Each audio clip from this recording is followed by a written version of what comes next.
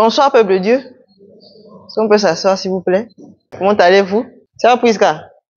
C'était comment ta réunion de dimanche? C'était merveilleux, comment? Faut expliquer bien le merveilleux, là. Les autres vont savoir ce que c'est que le merveilleux qui était là. Le Seigneur nous a surpris, hein? On a habitué la parole pour 2 heures, 3 heures. Là, il a dit qu'attendez, aujourd'hui, là, c'est pas la parole là que je vais donner aujourd'hui. Vous-même, vous allez me donner aujourd'hui par la grâce de Dieu. Amen. Nous bénissons le Seigneur. Et moi, il fait comme il veut. Et si on arrive dans une assemblée où on force les choses parce qu'on a prévu, c'est que le Seigneur n'est plus là. Alléluia. Ce soir, nous allons prendre nos Bibles dans Éphésiens 5, verset 31. Si Jasmine peut m'aider dans la lecture, s'il te plaît. Éphésiens 5, verset 31. C'est écrit: c'est pourquoi l'homme quittera son père et sa mère, s'attachera à sa femme, et les deux ne feront qu'un. Nous allons aller dans Matthieu 19, 29. Il est écrit: et toute personne qui aura quitté à cause de moi ses maisons, ses frères, ses sœurs, son père, sa mère, sa femme, ses enfants ou ses terres, recevra le centuple et héritera de la vie éternelle. Amen. Dans Matthieu 19, verset 29, il est écrit: tous ceux qui auront quitté à cause de moi leur maison, leurs frères ou leurs sœurs, leur père ou leur mère, leurs enfants ou leurs terres recevront 100 fois plus et auront part à la vie éternelle. Amen.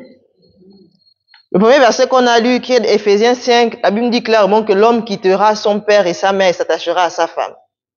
Et dans Matthieu 19, à partir du verset 29, la Bible nous dit que ceux qui auront quitté à cause de lui maison, frères, sœurs, pères, etc., recevront avec le Seigneur la vie éternelle. Nous rendons compte ici que ce n'est pas possible d'être agréable au Seigneur sans quitter. Alléluia. Et c'est le thème de ce soir, quitter. Le Seigneur n'a pas permis qu'on le partage dimanche, mais par la grâce de Dieu, aujourd'hui, on va le partager. Amen. Lorsqu'on lit la parole de Dieu, on va se rendre compte que la plupart des hommes et des femmes qui ont servi le Seigneur ont quitté quelque chose. Ils ont dû quitter. Certains ont dû quitter selon l'instruction du Seigneur, d'autres parce qu'ils se sont rendus compte que ces choses-là les éloignaient du Seigneur. Mais ils ont dû quitter quelque chose. Et c'est ce que le Seigneur voudrait qu'on comprenne ce soir, en fait.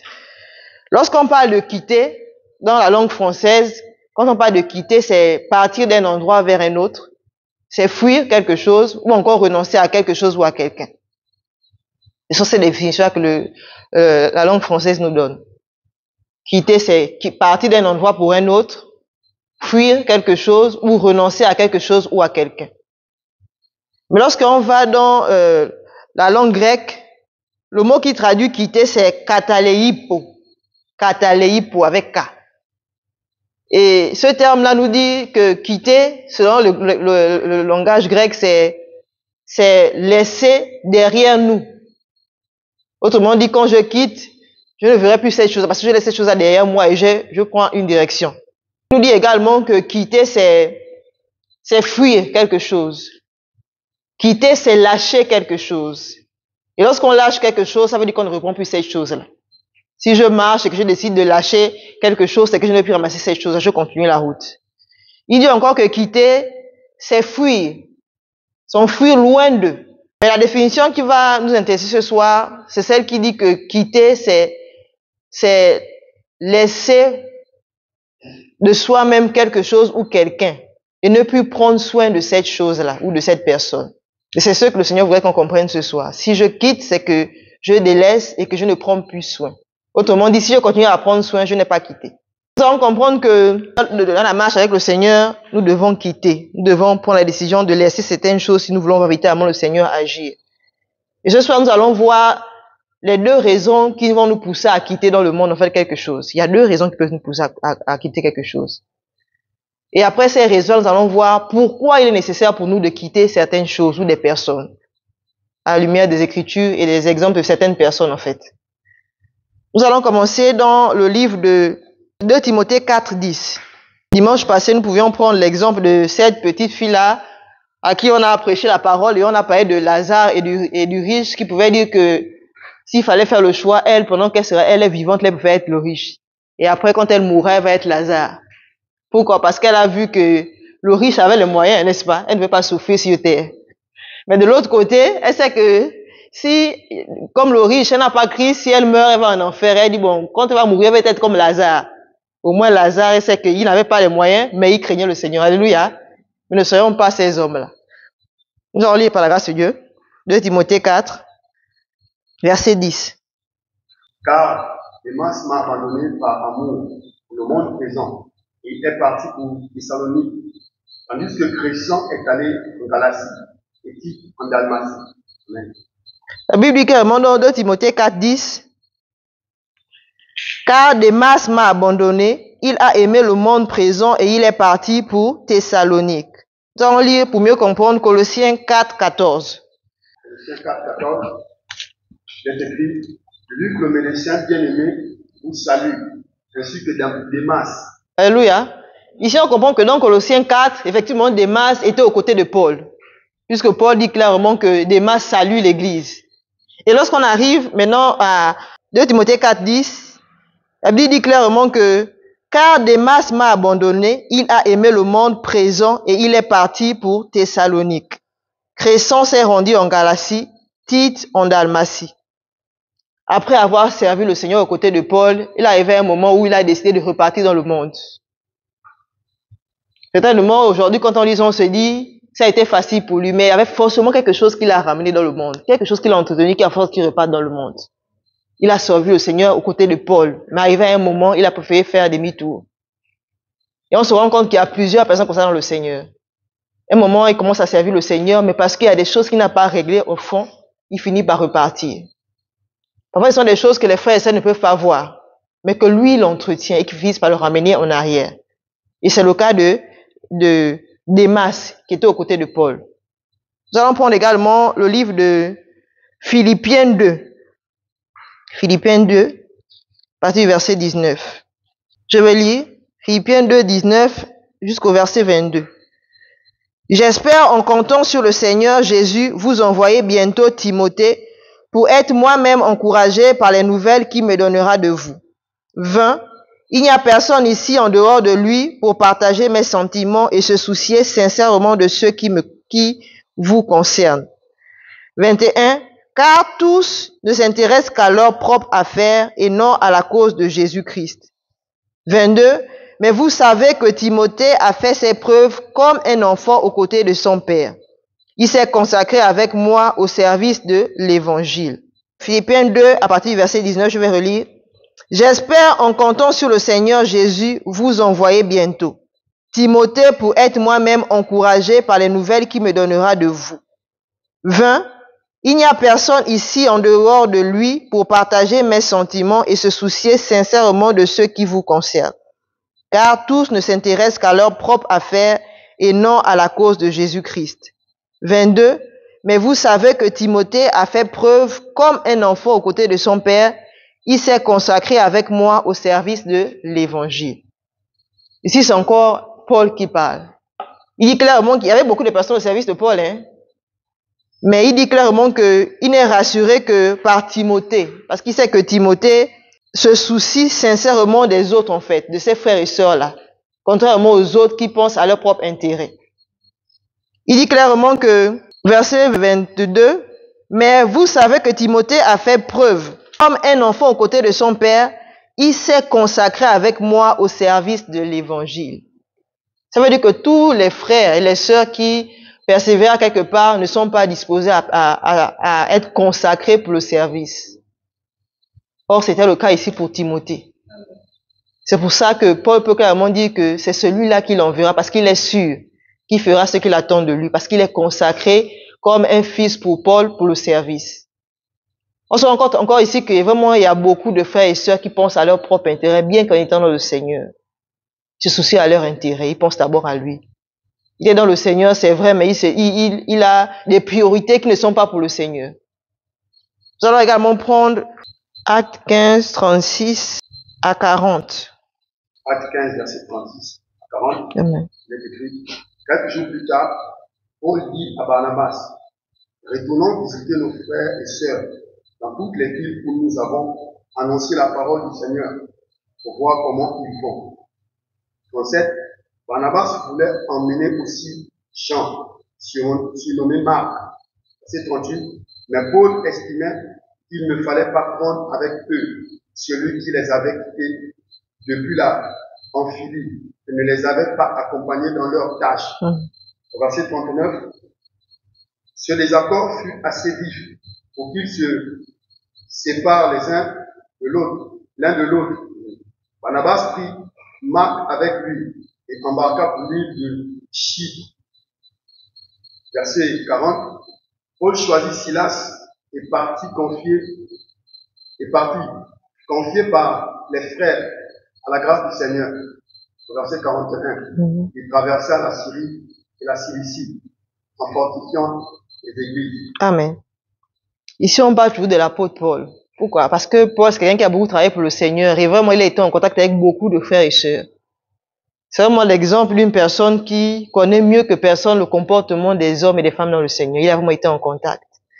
Et ici, on dit qu'après quelque temps, Paul dit à Barnabas, partons refaire le tour de toutes les villes où nous avons annoncé la parole du Seigneur et rendons visite aux frères pour voir ceux qui deviennent. Mais Barnabas voulait emmener avec lui Jean, appelé aussi Marc. Et Paul estimait qu'il ne convenait pas de prendre avec eux celui qui les avait abandonnés en Pamphylie et qui ne les avait pas accompagnés dans leurs œuvres. 39. Leur désaccord fut si profond qu'ils se séparèrent. Barnabas emmena Marc avec lui et s'embarqua pour Chypre. 40. Paul de son côté choisit Silas et partit avec lui après avoir été confié par les frères et à la grâce du Seigneur. Ici, on se rend compte que Barnabas et Paul ont marché ensemble. Et au départ, ils avaient Jean à leur côté. Et pendant la marche, il est arrivé que Jean décide de s'arrêter. Les autres ont continué à travailler pour le Seigneur dans différentes œuvres. Et au bout d'un moment, ils veulent continuer à aller encore encourager ces frères qu'ils avaient vus autrefois. Et là, Barnabas propose de repartir avec Jean. Et Paul dit clairement que ce n'est pas possible. Il nous a abandonnés en chemin. Pourquoi? Pour ses propres intérêts. On se rend compte ici qu'on ne fait pas l'œuvre du Seigneur avec les sentiments. Paul a été véridique. Il a dit clairement qu'on ne peut pas prendre Jean parce qu'il nous a abandonnés. Et lorsqu'un frère a abandonné, soyez sûr que même s'il revient, il va encore abandonner. Donc Paul dit clairement que ce n'est pas possible d'amener Jean avec nous. Et parce qu'ils ne s'accordent pas, ils se séparent. Mais lorsqu'on lit la suite, on se rend compte que, verset 39, leur désaccord fut si profond qu'ils se séparèrent. Barnabas emmena Marc avec lui et s'embarqua pour Chypre. 40. Paul de son côté choisit Silas et partit avec lui après avoir été confié par les frères à la grâce du Seigneur. On se rend compte que c'était vraiment la volonté du Seigneur que Jean ne soit pas avec Paul. Parce qu'il ne fait pas que partir, mais il est confié au Seigneur par les frères et sœurs. Ça veut dire que le Seigneur l'accompagne dans ce qu'il fait. On se rend compte vraiment que la marche avec le Seigneur, ce n'est pas facile. Et dans ce monde, il y a deux intérêts qui priment. Soit l'intérêt personnel, soit pour le Seigneur. Et dans cette première partie, on se rend compte que ces hommes-là ont pensé à leur propre intérêt d'abord. À tel point qu'ils n'ont pas pu faire ce que le Seigneur attendait d'eux.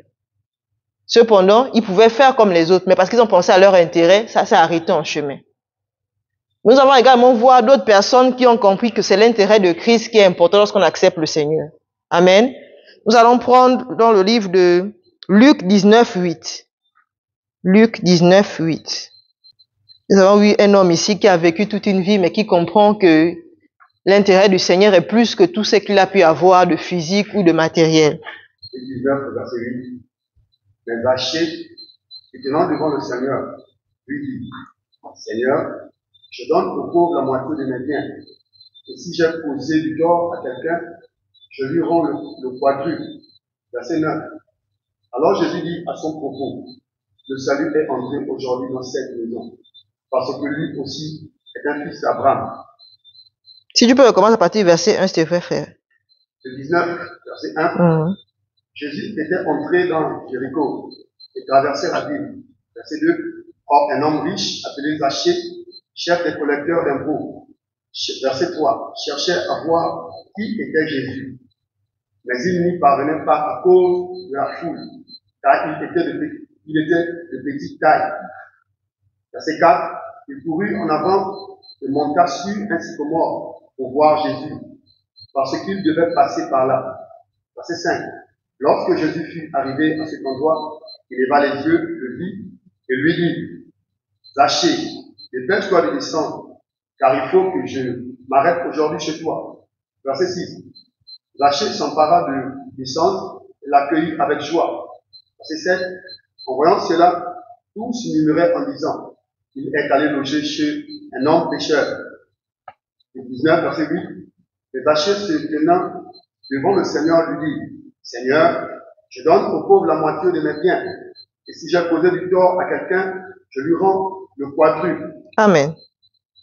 Ici, comme on disait au départ, nous parlons de quitter. Nous avons dit que la définition de quitter qu'on va retenir ici, c'est le fait de laisser de soi-même quelque chose ou quelqu'un et de ne plus prendre soin de cela. Et nous avons dit également que dans ce monde, il y a deux raisons de quitter. La première raison, c'est pour notre propre intérêt. On peut laisser les choses pour nos propres intérêts. C'est ce que nous avons vu au départ avec ces versets. Et maintenant, nous voyons que nous pouvons également quitter pour les intérêts de Christ. Et si on prend l'exemple d'un homme, Zachée, c'est une histoire que j'ai beaucoup écoutée, hein, qui quittant des catholiques, c'était des histoires, bon, on nous racontait ça comme des contes de fées. On dit clairement que Zachée, c'était un homme de courte taille. Mais il était collecteur d'impôts. Et on sait que les collecteurs d'impôts, en général, s'ils n'ont pas le Seigneur, c'est le vol. Donc, il amassait vraiment. Et là, il entend parler de Jésus. Et il sait que Jésus doit passer par l'endroit où il est. Et on dit qu'à cause de sa petite taille, la foule qu'il avait, il ne pouvait pas voir Jésus. Et il décide de monter sur un arbre. Et lorsqu'il monte sur l'arbre, le Seigneur l'interpelle en disant, je suis là, descends. Et il réalise que il a reçu quelque chose. Parce que rien qu'après cet instant-là, il prend la décision. Au verset 8, mais Zachée se présenta devant le Seigneur et lui dit, Seigneur, je donne la moitié de mes biens aux pauvres, et si j'ai pris trop d'argent à quelqu'un, je lui rends 4 fois plus. Zachée a juste reçu le Seigneur. Il a compris que ceux qui faisaient quelque chose, il fallait qu'ils s'en séparent en faire, qu'ils quittent. Et de lui-même, il a pris la décision de laisser. C'est pas le Seigneur qui lui a dit, hein. C'est pas le Seigneur qui a dit, Zachée, quitte ceci, non. Il a compris que c'était pas possible qu'il ait ce grand Dieu-là qui est venu chez lui et qui continue à faire ces choses-là. Et il décide de rendre, parce qu'il a reconnu qu'il était un voleur. Il décide de rendre 4 fois plus aux personnes qu'il a volées. Parce que quelqu'un qui comprend qu'on ne peut pas décider de suivre le Seigneur sans quitter. Donc Zachée a compris que parce qu'il a accepté le Seigneur, il fallait qu'il se débarrasse de ce qu'il faisait. Qu'il ne glorifie pas le Seigneur et que les hommes autour de lui connaissaient qu'il faisait. Parce qu'on savait que Zachée avait une mauvaise vie. C'est pour ça d'ailleurs que au verset 7, on dit, quand les gens virent cela, il eut un murmure d'indignation. Il disait, voilà qu'il s'en va loger chez ce pécheur. Ça veut dire qu'il avait un mauvais témoignage en fait. Et là, à l'instant, il décide de laisser ces biens-là pour les rendre aux personnes à qui il a fait du mal. Amen. Nous allons également prendre le livre de Luc 5, verset 27. Luc 5, 27. Luc 5, verset 27. Après cela, Jésus sortit et il vit un collecteur d'impôts du nom de Lévi, assis au bureau des taxes. Il lui dit, suis-moi. Verset 28. Et laissant tout, il se leva et le suivit. Verset 29. Lévi lui offrit un grand festin dans sa maison. Et beaucoup de collecteurs d'impôts et d'autres personnes étaient à table avec eux. Verset 30. Les pharisiens et les spécialistes de la loi murmurèrent et dirent à ses disciples, pourquoi mangez-vous et buvez-vous avec les collecteurs d'impôts, les pécheurs? Verset 31. Jésus prit la parole et leur dit, ce ne sont pas les gens en bonne santé qui ont besoin de médecins, mais les malades. Verset 32. Je ne suis pas venu appeler les justes, mais les pécheurs à changer d'attitude. Amen. Ici, on parle de Jésus qui voit toujours un collecteur d'impôts qu'on appelle Lévi. Le verset dit clairement que dans Luc 5, verset 27, après cela, Jésus s'en alla et vit en passant un collecteur d'impôts nommé Lévi, installé à son poste de péage. Il appela en disant, suis-moi. Cet homme se leva, laissa tout et suivit Jésus. Alléluia. Frère André, tu peux lire dans ta version, s'il te plaît. Le même verset 28. Verset 28, Luc 5. C'est écrit, et laissant tout, il se leva et le suivit. On dit, cet homme a tout laissé.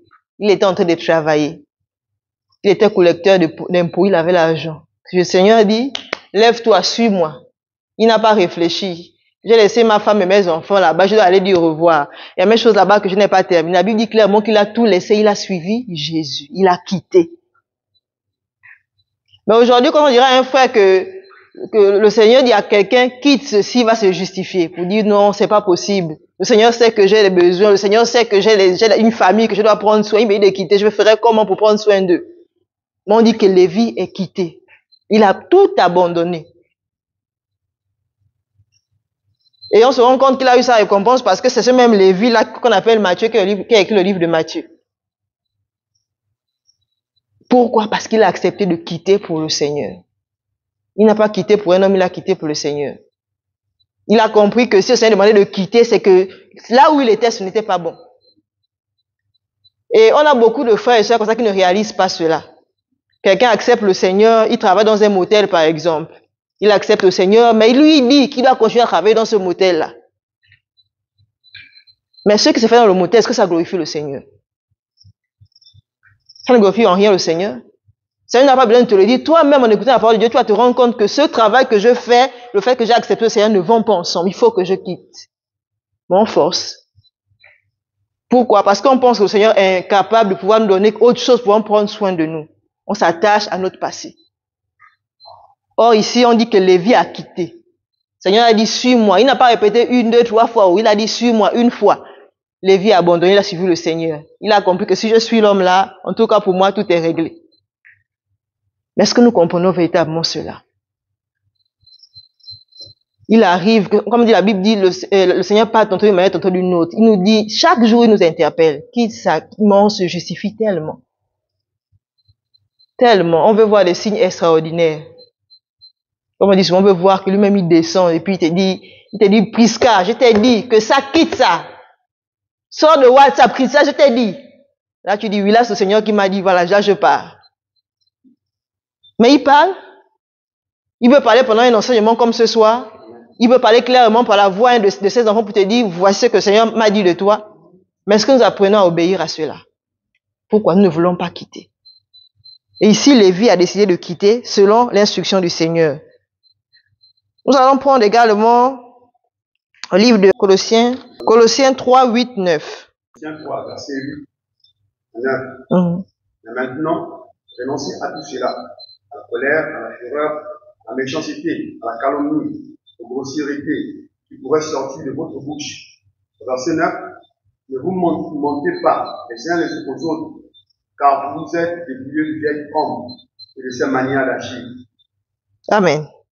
Colossiens 3, 8 nous dit, mais à présent, débarrassez-vous de tout cela, la colère, l'irritation, la méchanceté, les insultes ou propos grossiers qui sortiraient de votre bouche.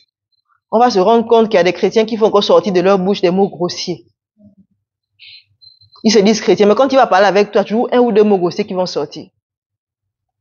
Nous allons nous rendre compte qu'il y a des chrétiens qui sont encore colériques. La colère là, c'est pour eux. Nous allons nous rendre compte qu'il y a des chrétiens qui sont encore des personnes qu'on ne peut pas dire A ou B. Il est impulsif. Si tu dis ça, alors non, là, c'est pas bon. Et là, on n'a pas besoin que le Seigneur te dise clairement qu'abandonne ceci ou cela. Tu vas te rendre compte que c'est quelque chose qui ne correspond pas à ce que tu es pour le Seigneur. Même tu vas te rendre compte que tu es mal à l'aise après avoir fait cette chose-là, le Seigneur te demande de quitter. Il dit, quittez la colère, l'irritation, la méchanceté, les insultes ou propos grossiers qui sortiraient de votre bouche. 9. Ne vous mentez pas les uns aux autres, car vous êtes dépouillés de l'homme que vous étiez autrefois avec tous ses agissements. Alors, ne nous mentons pas. Parce qu'on est censé se dépouiller de toutes ces choses-là, quitter ces choses-là. Mais il y a des chrétiens, vraiment, quand on les voit, c'est juste chrétien de nom. Mais même le païen sait que non, lui là, il est comme moi. Rien ne diffère, le comportement est vraiment pareil. Quelqu'un qui se dit chrétienne, mais vraiment, si tu parles avec elle, toi, tu pries seulement que Seigneur, retiens-moi, parce que celle-là, elle n'est pas chrétienne. L'impulsivité, c'est vraiment quelque chose de subtil. Petite chose, tu dois te justifier. On t'a dit ça, ce n'est pas bon. Tu dois toujours chercher à dire à expliquer que non, en fait, ça, j'ai fait. Non. Ce sont des choses qu'il faut régler. Dans le Seigneur, on n'a pas à se justifier. Même ce qu'on te dit est mauvais. Tu dis, ok, j'ai écouté, va la pensée du Seigneur, dis Seigneur, ce qu'on m'a dit là, est-ce que c'est bon ou c'est mal selon toi? S'il te dit c'est bon, gloire à Dieu. S'il te dit c'est mal, tu bénis le Seigneur et puis tu règles ce qui a réglé. Donc, le verset nous dit clairement que nous ne devons pas nous tromper. Nous ne devons pas tromper les autres. Nous sommes appelés à changer. Ne vous mentez pas les uns aux autres, car vous êtes dépouillés de l'homme que vous étiez autrefois avec tous ses agissements. Est-ce que c'est le cas? Lorsque je regarde ma vie, est-ce que je suis véritablement dépouillé? Vous savez, frères et sœurs, hein? Je vais faire un témoignage. Lorsque on s'était marié avec le frère, on vivait dans une... C'était comme une cité en fait. Chacun avait sa pièce, sa chambre. C'était comme ça. Et puis sa petite cour. Et puis moi, j'avais une voisine à gauche. Il y avait beaucoup de petits enfants, hein? Beaucoup. Donc, quand les enfants, là, tu te réveilles le matin, là, ils ont fait l'essai devant ta cour. Ah, Seigneur Jésus. Quand je sors là, j'ai dit à maman, viens, prends le chiffon, viens enlever. C'est pas question d'enfant. Viens enlever. Ton enfant a fait l'essai devant ma cour. Chacun, c'est juste vraiment des compartiments, voilà. Le frère me dit que me laisse. Je dis non, faut pas faire ça toi aussi. Comment on laisse? C'est son enfant, je ne fais pas son enfant, mais non, c'est chez moi qui vais faire. Je l'ai assuré à ma terrasse, c'est comme ça. Mais il a fallu que je laisse ça pour que par la grâce du Seigneur me donne de pouvoir gérer un orphelinat. Parce qu'avec ça, c'était pas possible de pouvoir gérer les enfants. On ne peut pas faire l'essai. Tu vas dire quoi? Tu vas crier, tu vas taper. Non, il faudrait que tu nettoies tes propres mains, non? C'est pour dire qu'on doit se dépouiller. Avant, tu étais celui-là où c'est qui ne pouvait pas partager. C'était mon cas. Le Seigneur a commencé à m'interpeller par des voisins, des personnes qui ne connaissaient pas le Seigneur, des païennes. Je vais au travail, mais il n'y a rien à manger pour le plus grand chat. Il est à la maison, il est enfermé dans la maison. Elle donne à l'enfant à manger par la fenêtre. Elle dit que tiens, il faut manger. Il met dans le tiroir. Et quand on vient, il dit, tantine, t'es la donnée. Mais quand tu regardes la tantine là, elle n'a même pas grand chose. Hein. Mais toi-même, quand tu as du mal à partager. Ça commence à t'interpeller. Dis Seigneur, comment ça s'explique? Et puis c'est une païenne. Nous avons également un couple chrétien qui nous aimait beaucoup. Quand on partait chez eux, si elle a 3 cuisses, quand je m'en vais, elle m'appelle la cuisine, viens. Elle enlève une cuisse, elle me donne. Si elle a la tomate, elle me dit, viens, elle coupe sa boîte de tomates en 2. Si elle a les oignons, si elle a 2, elle me donne un oignon. Quand tu rentres à la maison, tu dis que Seigneur, aide-moi. Parce que ça là, mais si tu dis que tu es insensible à ça, tu attends que quelqu'un vienne te dire que, maman, tu es dur, tu es avare, tu ne changeras pas, il ne sera pas agréable au Seigneur. Donc, on ne peut pas dire qu'on avance avec le Seigneur et on ne quitte pas. C'est pas possible. Il y en a beaucoup de choses à quitter pour être agréable au Seigneur. Les comportements qui ne glorifient pas le Seigneur. Les habitudes qui ne glorifient pas le Seigneur. Nous étions à Gare Routière. Chaque fois que je passais par Gare Routière, lundi, 200, 300, tu as une veste. La maison pleine comme ça avec les tenues que tu ne portes même pas. Il y a des personnes qui s'ouvrent quelque part qui cherchent les habits. Mais tu as la maison pleine avec les habits. Et moi, Seigneur t'interpelle pour dire que bon, tout ce que tu prends là, c'est pour faire quoi? Dis Seigneur, j'ai compris, tu cesses tout. En quoi c'est agréable au Seigneur? Parce que pour le match, tu vis seulement, tu vas montrer là que bon, je les porte une tenue, demain je porte une, après demain une tenue, l'autre jour une tenue. Mais la maison est pleine avec les habits et tu ne cesses d'acheter, acheter. Tu as une femme au foyer, tu es habitué. Quand le mari dit c'est 50 000 pour le popote, oui. Quand tu arrives au marché, tu coupes la poire en 2. 25 000, c'est moi-même dans la poche. Tu fais le marché des 25 000 après une semaine, tu dis au mari que papa, il n'y a plus rien à manger au congélateur. Mais comment si on est 50, il dit non, tu sais qu'au marché là-bas, les prix ont augmenté. Tu m'envoies où faux? Mais même les chrétiennes qui le font encore jusqu'à maintenant. Elle te dira, il ne me donne pas l'argent de poche. J'ai une bonne nouvelle pour vous, je n'ai jamais eu l'argent de poche. Mais ce n'est pas une raison pour que ce qu'on a arrêté pour telle chose, je fasse autre chose avec. Pourquoi? Parce que le Seigneur voit ce que je fais. Le problème des chrétiens, c'est qu'on a du mal à quitter. Il y a tellement de choses à quitter, mais on refuse de quitter. C'est peut-être parce qu'on ne réalise pas la nécessité de quitter en fait. Pourquoi le Seigneur demande de quitter certaines choses? Nous allons aller dans Exode 10. Nous allons comprendre là-bas pourquoi le Seigneur demande de quitter. À partir du verset 8. Exode 10, à partir du verset 8. On fit revenir Moïse et Aaron vers le Pharaon. Allez servir l'Éternel, votre Dieu. Leur dit-il, qui sont ceux qui partiront? Verset 9. Moïse répondit, nous partirons avec nos enfants et nos vieillards, avec nos fils et nos filles, avec notre petit et notre gros bétail, car c'est pour nous une fête en l'honneur de l'Éternel. Verset 10. Le Pharaon leur dit, que l'Éternel soit avec vous aussi, sûrement.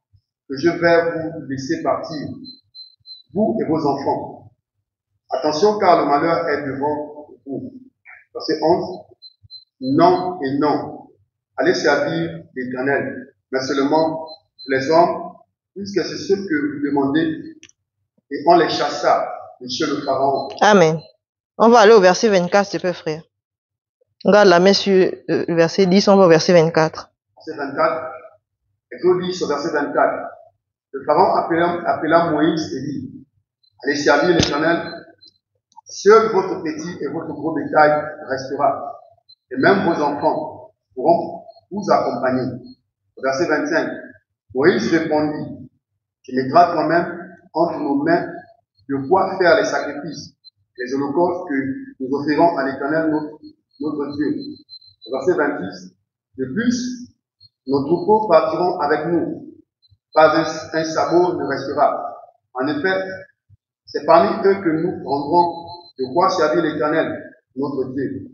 Et nous ne saurons pas, avant d'être arrivés là-bas, ce que nous choisirons le service de l'Éternel.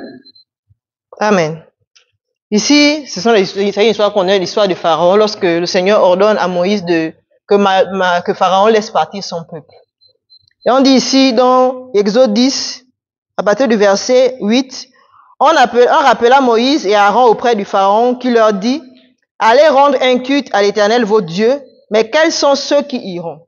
Verset 9, Moïse répondit, nous irons avec nos enfants et nos vieillards, nos fils et nos filles, nous emmènerons notre petit et notre gros bétail, car nous allons célébrer une fête en l'honneur de l'Éternel. 10. Le Pharaon répliqua, que l'Éternel soit avec vous lorsque je vous laisserai partir avec vos enfants. Il est clair que vous avez de mauvaises intentions, mais ça ne se passera pas ainsi, que seuls les hommes aillent rendre un culte à l'Éternel, puisque c'est là ce que vous me demandez. Sur quoi on les chassa de chez le Pharaon. Quand Moïse vient dire au Pharaon que le Seigneur a ordonné qu'il laisse son peuple aller pour l'adorer, le Pharaon demande, la première chose qu'il demande, c'est qui ira. Et Pharaon dit clairement que c'est tout le peuple qui ira avec leur bétail. Et Pharaon dit, c'est pas possible. Tout le peuple n'ira pas, mais ce sont les hommes qui iront. Est-ce qu'on s'est demandé pourquoi Pharaon dit que ce sont seulement les hommes qui iront? Parce que si ces hommes-là partent servir le Seigneur, quel que soit l'endroit où ils iront, ils vont revenir parce que leur famille est restée en arrière. Ils ne pourront pas quitter. Et le Pharaon savait cela, c'est pourquoi il dit clairement à Moïse, vas-y avec les hommes, les autres ne viennent pas. Parce qu'il sait que coûte, même s'ils font 2, 3, même 10 ans, ils vont revenir. Il y a quelque chose en Égypte qui les rappelle. Et lorsqu'on continue au verset 24, le verset 24, c'est une autre convocation de Moïse. Le Pharaon fit convoquer Moïse et lui dit, allez rendre un culte à l'Éternel, vos enfants pourront vous accompagner, seul votre petit et votre gros bétail resteront ici. Pharaon encore intelligent. Cette fois ici, il dit, ok, les hommes iront, les enfants aussi iront, mais vos biens resteront ici. Bien, ce sont les richesses. Qu'est-ce que ces hommes-là iront faire sans richesse? Et c'est pour cela que le Pharaon a dû empêcher qu'ils aillent. Parce qu'il savait que s'ils vont avec tout ce qu'ils ont, mais effectivement, ils ont quitté une fois pour toutes. Mais s'ils vont et qu'ils laissent leurs biens, qu'ils laissent leurs enfants ou leur famille derrière, ils reviendront forcément en arrière. Donc c'est l'une des raisons pour lesquelles le Seigneur demande de quitter. Nous devons quitter parce que si nous ne quittons pas, nous allons finir par revenir sur ce qu'on a laissé en fait. Si on a toujours cet attachement, on va finir par revenir qu'on le veuille ou pas. Nous ne sommes pas plus intelligents que le Seigneur. Si le Seigneur dit qu'il faut quitter, c'est qu'il faut quitter. Donc c'est l'une des raisons pour lesquelles le Seigneur nous demande de quitter. Pour que nous ne revenons pas à ces choses-là. Une fois que nous revenons vers ces personnes, nous revenons encore dans des choses que eux ils font qui ne glorifient pas le Seigneur. C'est l'une des raisons pour lesquelles le Seigneur voudrait qu'on quitte. Nous allons également prendre 2 Corinthiens 6, 17 à 18. 2 Corinthiens 6, 17 à 18. 2 Corinthiens 6, verset 17 à 18. C'est pourquoi, sortez du milieu d'eux et séparez-vous, dit le Seigneur. Ne touchez pas à ceux qui est impur, et je vous accueillerai. Verset 18. Je serai pour vous un père, et vous serez pour moi des fils et des filles, dit le Seigneur puissant. Amen.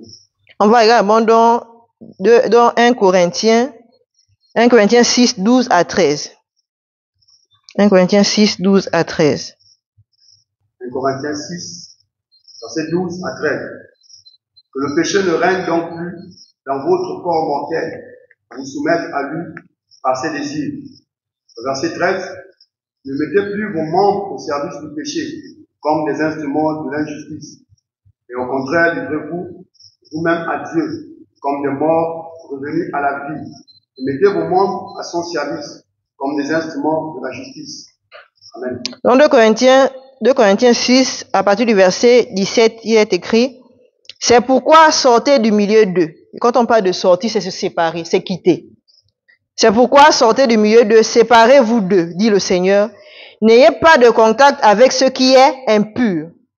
Alors je vous accueillerai. » 18, « Je serai pour vous un père, et vous serez pour moi des fils et des filles, dit le Seigneur le Tout-Puissant. » Quand on repart dans 1 Corinthiens 6, versets 12 à 13, la Bible dit, « Tout m'est permis, certes, mais tout n'est pas bon pour moi. Tout m'est permis, c'est vrai, mais je ne veux pas me placer sous un esclavage quelconque. » 13, « Les aliments sont faits pour le ventre et le ventre pour les aliments. Certes, cependant, un jour, Dieu détruira l'un comme l'autre. Mais attention, notre corps, lui, n'a pas été fait pour l'inconduite. Il est pour le Seigneur et le Seigneur est pour le corps. » Pourquoi c'est une demande de quitter? C'est parce qu'il voudrait qu'on soit saint comme il est saint. Je ne peux pas être saint comme le Seigneur si je ne quitte pas ces choses-là. C'est pas possible. Il me donnera des instructions, quitte ça, parce qu'il voudra enlever quelque chose de précis en ce moment. Dans ma marche, encore après 1 ou 2 heures, il me dit encore, quitte ça, parce qu'il y a un autre point également qui veut ôter, ainsi de suite. Il dit, quittez du milieu d'eux, parce que je vous veux pur. Donc c'est également l'une des raisons pour lesquelles le Seigneur demande de quitter. Lorsqu'on lit l'histoire d'Abraham, où on dit clairement que le Seigneur a dit à Abraham, quitte ta patrie, quitte tes parents, quitte. Pourquoi? Parce que le Seigneur savait qu'ils étaient idolâtres. Et s'il continuait à rester, bien qu'il aimait le Seigneur, il devait finir par continuer à adorer ces dieux-là. Il fallait qu'il quitte de ce lieu-là pour qu'il soit libre de servir véritablement le Seigneur. Alors lorsqu'on lit souvent ces passages, on pense que c'est pour les autres. C'était pour Abraham. Je dis, le Seigneur va te dire, quitte ta famille, quitte ta patrie. Tu vas dire, non, Seigneur, ça c'est pas possible. Ça ne vient pas de toi. Mais là, c'était Abraham. Le Seigneur a dit, quitte. Il a obéi et il a vu ce qui est arrivé. Donc la deuxième raison pour laquelle le Seigneur voudrait qu'on quitte, c'est pour que nous soyons saints, que nous soyons purs comme il est pur. Nous allons également prendre Romains 6, 12 à 13. Romains 6, 12 à 13. Romains 6, 12 nous dit que le péché n'exerce donc plus sa domination sur votre corps mortel pour vous soumettre à ses désirs. 13.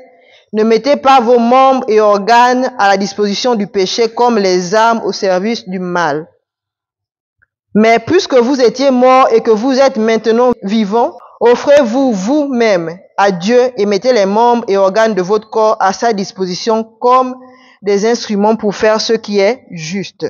Nous ne pouvons pas continuer à servir le Seigneur si nous ne délaissons pas ces choses-là, le vieil homme. La Bible dit clairement que les choses anciennes sont passées, voilà, toutes choses sont devenues nouvelles. Mais c'est devenu un slogan que on dit en fait. Mais en réalité, on n'a pas encore laissé ces choses-là.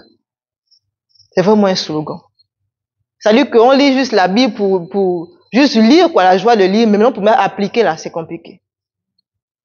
Je ne peux pas expérimenter ce que le Seigneur attend de moi si je ne quitte pas.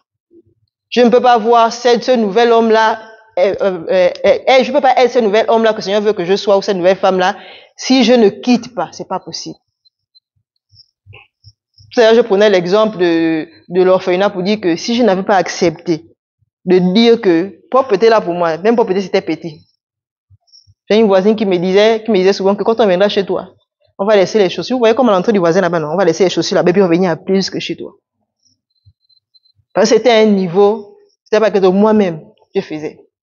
Donc à un moment, le Seigneur voudrait que tu casses ça, pas que ça parte complètement, mais parce que il faudra que tu prennes soin des autres. Est-ce que c'est en faisant ça que tu vas instruire les autres? Non. Même si une sœur vient vers toi et qu'elle ne sait pas faire le ménage, tu vas pas venir commencer à crier sur elle pour dire, mais tu ne connais pas. Non, tu ne vas pas l'aider. Elle va faire son désordre, tu regardes là-bas, après à côté tu l'appelles, dis que sœur, tu as vu ce que tu as fait, c'est pas comme ça qu'on fait. Mais si tu as un niveau élevé, que pauvreté là, toi, c'est trop là, il y aura problème. On ne peut pas arriver à faire ce que le Seigneur attend de nous si on ne laisse pas. C'est pas possible. Si on ne quitte pas. Si on n'abandonne pas. Or, ce qu'on fait souvent, c'est qu'on n'abandonne pas. On fait semblant d'abandonner, mais c'est toujours là au coin comme ça. On fait semblant d'abandonner. Et après, 1, 2, 3 ans, on attrape encore bien. On avance encore un peu. Après, on fait encore seulement d'abandonner. Ce qui fait que on n'avance pas avec le Seigneur, en fait. Ce qui explique la vie de 2 ou 3 frères dans le Seigneur ou sœurs. On va voir que l'autre, ils sont venus à 2, mais l'autre avance. Pourquoi? Parce que lui, il quitte. Il quitte, mais moi, je résiste. Je vais voir quoi avec le Seigneur? Pour que le Seigneur se transforme ma vie, il veut que je quitte, mais moi, je ne quitte pas. Le Seigneur dit, ok, j'attends que tu quittes. Mais l'autre quitte, il avance. Et on va jalouser. Mais comment se fait-il que le frère là qui est venu, non. Lui quitte, toi tu ne quittes pas, tu t'attaches. Le Seigneur m'a dit que je vais me marier, d'accord? Il t'a dit qu'il va te marier. Mais il y a des choses qui demandent de quitter pour que tu puisses te marier. Tu ne veux pas quitter. Tu vas te marier comment? Vous savez, hein, à faire du mariage, à même frère et soeur dans le Seigneur, c'est pas parce que frère et soeur qui va tout supporter. Hein. On dit veiller les uns sur les autres. Tu ne seras pas parfait dans le mariage, au début c'est vrai, mais il y a des choses quand même, des bases quand même. Tu ne sais pas écouter les autres. Tu vas te marier, tu vas créer quoi? Des frustrations. Donc, au lieu de construire ton foyer, tu vas encore donner encore des problèmes à la soeur ou au frère. Ça ne peut pas aller. Tu ne sais pas partager. Tu vas te marier, c'est pour faire quoi? Tu es habitué à faire le marché seul. Papa, il a dit ça. 10 000 là, c'est pour tout le mois. Hein. Mais la soeur t'explique que 10 000 là, aujourd'hui là, c'est plus le marché d'avant. 10 000 là, même un carton, on ne peut pas avoir. Toi, tu dis 10 000 là, je t'ai déjà dit, c'est tout le mois. Tu n'auras plus rien. Le Seigneur veut casser ça. Tu as une femme, tu as du mal à supporter. Les enfants, les autres, tu as du mal à supporter. Bon, maintenant, le Seigneur sait que le mari qui va te donner là, il a 1 ou 2 enfants. Tu vas faire comment? Je dis, donc règle d'abord ça. Et après avoir aimé l'autre là. Comme ça là, quand je vais te donner pour toi, tu vas comprendre que oui, c'est une richesse que je t'ai donnée. Donc il y a des bénédictions qu'on ne reçoit pas du Seigneur parce qu'on refuse de quitter. Et tant qu'on ne quitte pas, il ne peut rien faire pour nous. C'est pas de sa faute, c'est de notre faute. Il ne peut rien faire. Tant qu'on n'abandonne pas, il ne peut rien faire. Nous, la définition qu'on a donnée au départ, quitter, c'est laisser de soi-même quelque chose ou quelqu'un et de ne plus prendre soin. Tu dis que bon, je laisse le péché là, mais dans le secret, tu entretiens encore le péché. Est-ce que tu as quitté? Tu n'as pas quitté. Tu normalement, j'ai essayé de suivre le Seigneur, ok. Mais tu trouves encore des excuses, tu sais, au travail. Tu es le seul à travailler. On avait un frère qui nous disait souvent que ça c'est pour vous, hein. Vous partez à la réunion, vous laissez les enfants seuls à la maison. Moi, je ne peux pas. Mais on prie le même Dieu, hein. Lui ne peut pas. Donc pour ça, il n'a pas confiance au Seigneur. Mais si c'est pour autre chose, il a confiance au Seigneur. Mais pour laisser ses enfants, il dit que là, je ne peux pas vous emmener, il n'y a pas l'argent des taxis, mais moi, je dois partir. Restez là, que le Seigneur vous garde. Il dit non, je ne peux pas. Alors, ça, c'est pour vous. Vous voyez comment nous sommes les chrétiens, non? Et c'est ce qui différencie un chrétien d'un autre. Nous refusons de quitter pour le Seigneur. Mais lorsqu'on me dira au travail, quitte ceci, je vais vite quitter. Même ça ne profite pas au Seigneur parce que je sais qu'à la fin du mois, il y a mes avantages. Mais quand c'est le Seigneur qui dit non, là, je résiste, quoi. C'est pas possible que je quitte. Donc ce soir, c'était pour nous dire que la notion de quitter est biblique. On pouvait lire au départ Éphésiens 5, où la Bible dit clairement que l'homme quittera son père et sa mère et s'attachera à sa femme. Alors quand on parle d'homme ici, c'est homme avec grand H. C'est valable pour l'homme et pour la femme, parce que les deux ont des familles et forcément ils sont attachés. Si tu ne quittes pas, vous ne serez pas épanoui, parce que vous allez vivre en fonction de ce que la famille dit, parce que vous n'avez pas quitté. Vous avez vu un couple qui écoute tous des parents et puis qui sont heureux, c'est pas possible. Ils sont tellement attachants, les tiraillent à gauche, à l'autre. Papa dit comme ça ici, l'autre dit comme ça, donc ils se chamaillent, ils se tirent à cause de ça. Or, lorsque vous quittez, le Seigneur donne la directive, voici ce que je voulais que vous fassiez. Et là, vous êtes libre de pouvoir agir et en paix. Donc, le Seigneur voudrait ce soir nous rappeler que nous devons quitter. Si nous voulons véritablement voir ce qu'il veut faire dans nos vies. Nous allons conclure avec Psaume 73, à partir du verset 25. Psaume 73, du verset 25 à 28. C'est écrit, une autre ai-je au ciel et sur la terre, je ne prends plaisir qu'en toi. Verset 26. Mon corps et mon cœur peuvent s'épuiser. Dieu sera toujours le rocher de mon cœur et ma bonne part. Verset 27. Oui, ceux qui s'éloignent de toi vont à leur perte. Je détruis au silence tous ceux qui te sont fidèles. Verset 28. Pour moi, mon bonheur, c'est de m'approcher de Dieu. Je place mon refuge en toi, Seigneur éternel, en train de raconter tout ce que tu fais. Psaume 73, verset 25 dit, Qui ai-je au ciel si ce n'est toi? Et que désirer d'autre sur cette terre, car je suis avec toi. 26. Mon corps peut s'épuiser et mon cœur défaillir. Dieu reste mon rocher et mon bien précieux pour toujours. 27. Qui t'abandonne se perdra, et tu anéantiras tous ceux qui te sont infidèles. 28. Tandis que mon bonheur à moi, c'est d'être près de toi, j'ai pris le Seigneur, l'Éternel, comme refuge, et je raconterai toutes ses œuvres. Verset 28 dit, tandis que mon bonheur à moi, c'est d'être près de toi. J'ai pris le Seigneur, l'Éternel, comme refuge, et je raconterai toutes ses œuvres. Si je reconnais que le Seigneur est mon bonheur, ça veut dire que lorsque le Seigneur me demandera de faire quelque chose, je ne vais pas résister. Il me dira quitte, je vais quitter. Il me dira va à gauche, j'irai à gauche. Va à droite, j'irai. Parce que je réalise qu'il est tout pour moi. Et c'est l'une des raisons pour lesquelles on n'avance pas dans le Seigneur. On dit souvent le Seigneur est tout puissant, il est l'Éternel, il est le Seigneur des Seigneurs. Mais le Seigneur des Seigneurs te donne une instruction, tu as du mal à obéir, tu résistes. Tu t'attaches à ton passé. C'est que tu n'as pas réalisé qu'il est le Seigneur des Seigneurs. Faire la marche n'est pas facile, c'est vrai. Mais si tu obéis, tu verras que le Seigneur fera grâce. Donc c'est pour nous dire ce soir que nous devons quitter, frères et sœurs. Ne résistons pas. C'est à notre avantage en fait. Plus nous refusons de lâcher, d'abandonner, nous ferons du surplace. Or, parfois, il y a des situations pour lesquelles le Seigneur est prêt à agir à une période précise. Si je dépasse cette période, le Seigneur n'est plus tenu d'agir. Pourquoi? Parce que moi, je n'ai pas obéi. Et si j'obéis, ça passe et on passe à autre chose. Alléluia. Est-ce qu'il y a quelqu'un qui reconnaît que le Seigneur l'a clairement dit de quitter quelque chose, mais qu'il résiste, que ce soit un comportement, une attitude ou quelque chose? Frère Manfumbi, au soupir là. Le Seigneur t'a dit d'abandonner quelque chose. Beaucoup, hein? Donc, tu t'es reconnu ce soir. Gloire à Dieu. La Bible dit qu'il ne suffit pas de reconnaître, mais il faut maintenant abandonner et avancer. C'est ce que le Seigneur voudrait qu'on fasse ce soir. Que véritablement chacun entre à lui-même et dise au Seigneur, Seigneur, j'ai compris ce soir que ce que tu m'as demandé d'abandonner, c'est pour mon bien et que je décide par ta grâce maintenant d'abandonner et de continuer à marcher avec toi. Prions au nom de Jésus.